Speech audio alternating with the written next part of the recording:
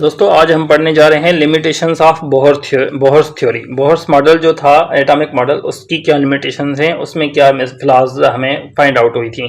तो उसका जो पहला फिला है वो ये है कि वो हाइजेनबर्ग्स अनसर्टेनिटी प्रिंसिपल को फॉलो नहीं करता।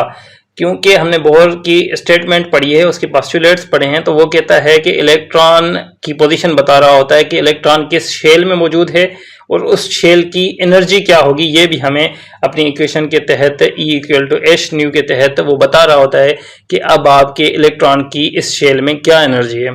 ठीक है, तो इलेक्ट्रॉन की हमें स्पीड भी बता रहा होता है और साइमल्टेनियसली उसकी पोजीशन भी बता रहा होता है, जो कि हाइजेनबर्ग अनसर्टेनिटी प्रिंसिपल के खिलाफ है। क्योंकि हाइजेनबर्ग अनसर्टेनिटी प्रिंसिपल हमें क्या कहता है, हमें ये कहता है कि आप किसी भी मूविंग बॉडी की स्पीड और पोजीशन साइमल्टेनियसली डिटरमाइन नहीं कर सकते। तो आप इसी तरह इलेक्ट्रॉन भी एक मूविंग बॉडी है, तो उसकी आप पोजीशन और उसकी एनर्जी आप कैसे बता सकते हैं। ठीक है, तो पहली डेविएशन उसमें ये आ गई थी, पहला फिलहाल उसमें ये आ गया था। दूसरा ये जो था, इसकी जो थ्योरी थी, जो कि इसकी इक्वेशन गिवन थी मोमेंटम ऑफ इलेक्ट्रॉन के लिए, वो जो इक्वेशन थी वो सिर्फ और सिर्फ अप्लाई हो पा रही थी मोनो इलेक्ट्रॉनिक स्पीशीज थे, स्पीशीज को ही डिफाइन कर पा रही थी। जैसे हमारा हाइड्रोजन हो गया, लिथियम +2 हो गया और हमारा बोरान 3+ हो गया। इन आयंस को, ये इन मोनो इलेक्ट्रॉनिक आयंस और ये हाइड्रोजन एटम जो है, इन मोनो इलेक्ट्रॉनिक स्पीशीज को ही ये डिफाइन कर पा रहा था, इनके स्पेक्ट्रम को ही वो डिफाइन कर पा रहा था। बाकी जो मल्टी इलेक्ट्रॉनिक स्पीशीज हैं, जैसे कि हमारा बेरिलियम हो गया, जैसे कि हमारा कार्बन हो गया, दूसरी सारी जो एलिमेंट्स हमारे पास मौजूद हैं, इनमें से किसी को भी एक्सप्लेन नहीं कर पा रहा था इनके स्पेक्ट्रा को। ये हमारी लिमिटेशन थी बोहर्स मॉडल की।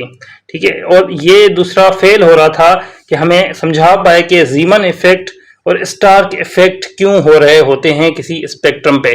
ज़ीमन इफेक्ट और स्टार्क इफेक्ट क्या होते हैं? ये होते हैं बेसिकली इलेक्ट्रिक फील्ड का इफेक्ट होता है स्पेक्ट्रम पे। स्पेक्ट्रम किसी भी, जब भी इलेक्ट्रिक फील्ड अप्लाई की जाती है किसी भी स्पेक्ट्रम पे, किसी भी एटॉमिक स्पेक्ट्रम पे, तो वो उसको डिटोरिएट कर देती है, उसको चेंज कर देती है, और इसको हम कहते हैं कि स्टार्क इफेक्ट हुआ है स्पेक्ट्रम पे। स्टार्क इफेक्ट का क्या मतलब है? Effect of electric field on the spectrum. ठीक है, इसको स्टार्क इफेक्ट कहते हैं। तो ये मॉडल जो था वो एक्सप्लेन नहीं कर पा रहा था स्टार्क इफेक्ट आखिर क्यों हो रहा है। इसी तरह जो अगर मैग्नेटिक इफेक्ट को हम देखेंगे, मैग्नेटिक इफेक्ट ऑफ स्पेक्ट्रम, तो उसको हम क्या कहते हैं? ज़ीमन इफेक्ट। तो ना ये बता पा रहा था कि मैग्नेटिक फील्ड का क्यों इफेक्ट हो रहा होता है स्पेक्ट्रम पे, और ना ही ये बता पा रहा था कि स्टार्क इफेक्ट यानी कि इलेक्ट्रिक फील्ड का इफेक्ट क्यों हो रहा होता है स्पेक्ट्रम पे।